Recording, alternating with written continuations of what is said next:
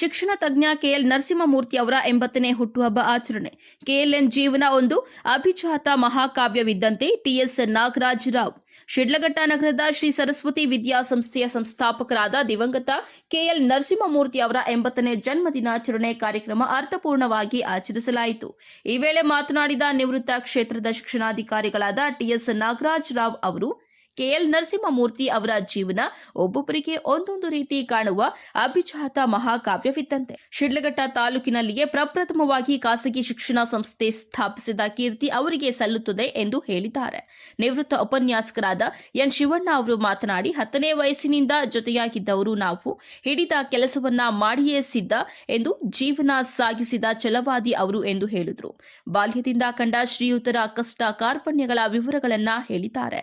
ಅಧ್ಯಕ್ಷತೆ ವಹಿಸಿ ಮಾತನಾಡಿದ ಸಂಸ್ಥೆಯ ಅಧ್ಯಕ್ಷ ಎನ್ ಶ್ರೀಕಾಂತ್, ಕೆಎಲ್ ನರಸಿಂಹಮೂರ್ತಿ ಅವರು ಜೀವನದಲ್ಲಿ ಹೊಂದಿದ್ದ ಮೌಲ್ಯಗಳನ್ನು ಪಾಲಿಸುವ ಭರವಸೆ ನೀಡುವ ಮೂಲಕ ಕಾರ್ಯಕ್ರಮವನ್ನು ಸಾರ್ಥಕಗೊಳಿಸಬೇಕು ಎಂದು ವಿದ್ಯಾರ್ಥಿಗಳಿಗೆ ಕರೆ ನೀಡಿದರು.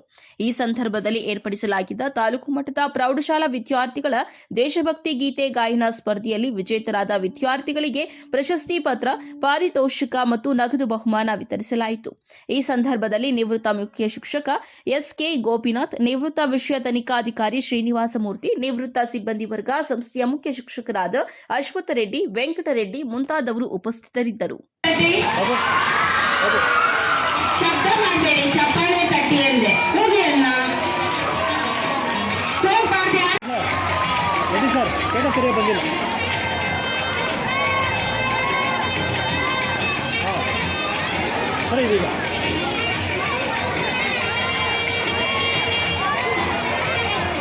ನಮ್ಮ ಕರೆಗೆ ಹೋಗೊಟ್ಟು ತಮ್ಮ ಅತ್ಯಮೂಲ್ಯವಾದಂತಹ ಸಮಯವನ್ನ ನಮಗಾಗಿ ಮೀಸಲಿರಿಸಿದ ಗಣ್ಯರಿಗೆ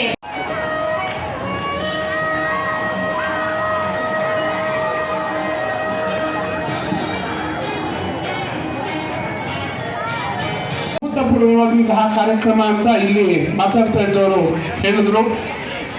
ಯಾಕೆ ಅಂದರೆ ಇದು 80ನೇ ಜನ್ಮ ದಿನಾಚರಣೆ ಕಾರ್ಯಕ್ರಮ ಇವತ್ತು ನಾವು ಆಚರಣೆ ಮಾಡ್ತಾ ಇದ್ದೇವೆ. ಮುಂದಿನ ವರ್ಷ ಅಂದರೆ ಮುಂದಿನ ಶೈಕ್ಷಣಿಕ ವರ್ಷ 26-27 ಏನಿದೆ ಅದು ಈ ಸಂಸ್ಥೆಗೆ ಸುವರ್ಣ ಮಹೋತ್ಸವವನ್ನು ಆಚರಿಸುವಂತಹ ವರ್ಷ. ಅಂದರೆ ಈ ಸಂಸ್ಥೆ ಶುರುವಾಗಿ ಮುಂದಿನ ವರ್ಷಕ್ಕೆ 50 ವರ್ಷ ಆಗುತ್ತೆ. ಇಂತಹ ಒಂದು ಕಾಲಘಟ್ಟದಲ್ಲಿ ಇರುವಂತಹ ನಾವೆಲ್ಲರೂ ಕೂಡ ಪುಣ್ಯವಂತರು. ಆದರೆ ಈ ದಿನ ನಾವು ಜನ್ಮ ದಿನಾಚರಣೆ ಮಾಡ್ತಾ ಇದ್ದೀವಲ್ಲ, ಅವರ ಮಾರ್ಗದರ್ಶನ ಇವಾಗ ನಮಗೆ ಸಿಗ್ತಾ ಇಲ್ಲ ಅನ್ನುವಂತಹ ಒಂದು ನೋವು ಖಂಡಿತ ನಮಗೆಲ್ಲರಿಗೂ ಇದ್ದೇ ಇದೆ. ಈಗ ಮಾತಾಡ್ತಾ ಹೇಳಿದ್ರು ಇವರು ಛಲವಾದಿ ಅಂತ. ಹಿಡಿದ ಕೆಲಸವನ್ನು ಬಿಡುವಂತಹ ಜಾಯಮಾನ ಅಲ್ಲವೇ ಅಲ್ಲ. ಒಂದು ಕೆಲಸ ಹಿಡಿದಿದೆ ಅಂದರೆ ಅದಾಗಲೇಬೇಕು, ಯಾವ ಥರ ಆಗಲಿ. ಹುಕ್ಕಾರ್ ಕುಕ್ಕರ್ ಹೇಳ್ತಾರಲ್ಲ, ಆ ಥರ ಆಗಲೇಬೇಕು. ಯಾವುದೋ ಒಂದು ದಾರಿ ಹುಡುಕಬೇಕು, ಆಗಲೇಬೇಕು ಅಂತ ಎಕ್ಸಾಂಪಲ್ಸು ಸುಮಾರಷ್ಟಿದೆ.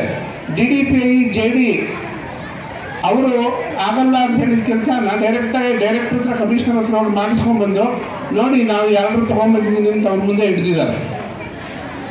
DDPI JD ಆಗಲ್ಲ ಅಂತ ಹೇಳಿ ವಾಪಸ್ ಹಾಕಿರೋದನ್ನ ಅವ್ರಿಗಿನ್ನ ಮೇಲಧಿಕಾರಿಗಳು, ಡೈರೆಕ್ಟರ್ಗಳು, ಕಮಿಷನರ್ಗಳು ಅವ್ರ ಹತ್ರ ಹೋಗಿ ಆರ್ಡರ್ ಮಾಡಿಸ್ಕೊಂಡ್ಬಂದು ಇವ್ರ ಮುಖಕ್ಕೆ ತೋರಿಸಿದ್ದಾರೆ, ನೋಡಿ ನಾವು ಮಾಡಿಸ್ಕೊಂಡ್ಬಂದಿದ್ದೀನಿ ಇದು ಆರ್ಡರ್ ಅಂತ.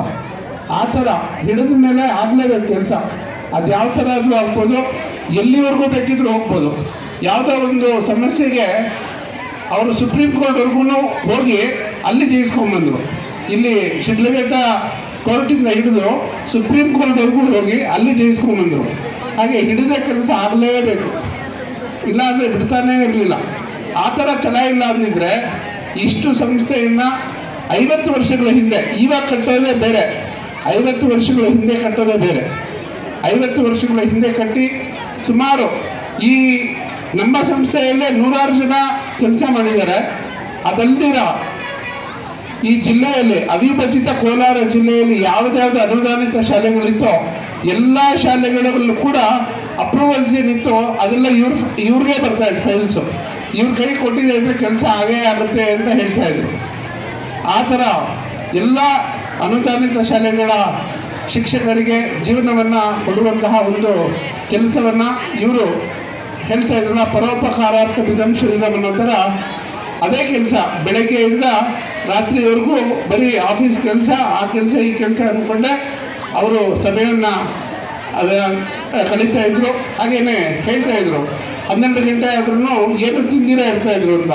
12 ಗಂಟೆ ಆದರೂ ಏನು ತಿಂದಿರ ಇರ್ತಾ ಇದ್ರು ಮಾತ್ರ ಅಲ್ಲ, 12 ಗಂಟೆ ರಾತ್ರಿ ಆದ್ರೂ ಸಂಧ್ಯಾವನ್ನೇ ಮಾಡಲೇಬೇಕು. ಅದು ಏನು ನಮ್ಮನೆ ಎದುರುಗಡೆನೆ ಒಂದು ಬಾವಿ ಇತ್ತು. ಆ ಬಾವಿಯಲ್ಲಿ ನೀರು ಸೇರ್ಕೋಬೇಕು, ತಲೆಯಿಂದ ತಣ್ಣೀರು ಹಾಕೋಬೇಕು, ಆಮೇಲೆ ಸಂಧ್ಯಾವನ್ನೇ ಮಾಡಬೇಕು, ಆಮೇಲೆ ಊಟ ಮಾಡಬೇಕು. ಎಷ್ಟೊತ್ತಾದರೂ ಆಗಲಿ, ಅದು ಎಷ್ಟೊತ್ತಾದರೂ ಆಗಲಿ, ರಾತ್ರಿ 12 ಗಂಟೆ ಆದರೂ ಅಷ್ಟೇ. ಇದನ್ನ ನೋಡಿ ಸುಮಾರು ಜನ ನಮಗೆ ಇಲ್ಲಿ ಮಠಕ್ಕೆ ರಾಯರ ಮಠಕ್ಕೆ ಬರೋರು ಹೇಳ್ತಾರೆ, ನಿಮ್ಮ ತಂದೆಯನ್ನು ನೋಡಿ ನಾವು ಸಂಧ್ಯಾವನ್ನೇ ಮಾಡ್ತಾ ಇದ್ದೀವಿ, ಸಂಧ್ಯಾವನ್ನೇ ನಾವು ಬಿಟ್ಟೇ ಬಿಟ್ಟಿದ್ವಿ, ಬಟ್ ಅವರು ನೋಡಿ ನಾವು ಸಂಧ್ಯಾವನ್ನೇ ಮಾಡ್ತಾ ಇದ್ದೀವಿ ಅಂತ ಹೇಳಿದ್ದು ಉದಾಹರಣೆಗಳೇ